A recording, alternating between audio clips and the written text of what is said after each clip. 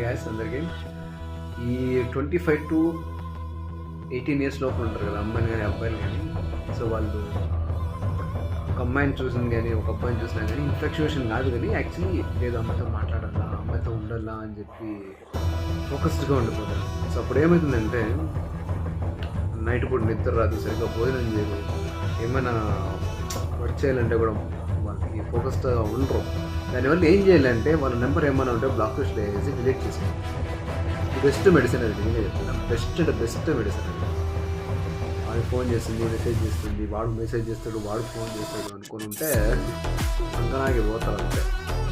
ఎప్పటికైనా కూడా వచ్చేవాళ్ళంటే లైఫ్లో వస్తారు, పోయాలంటే పోతారు. ఊరికే పుడతారు చచ్చిపోతారు. బంధం మాట చెప్తారు కదా, అట్లా ఊరికే వదిలేదా. ఎవరైతే ఏమి ఒకరు మనకు వద్దు అనేసినారంటే వద్దులే. దాన్ని పట్టుకొని మనము ఇంత పొడవుగా బిక్కోవాల్సిన అవసరం లేదు. పనికిరాని టైం వేస్ట్ చేసుకుంటాం అంతే.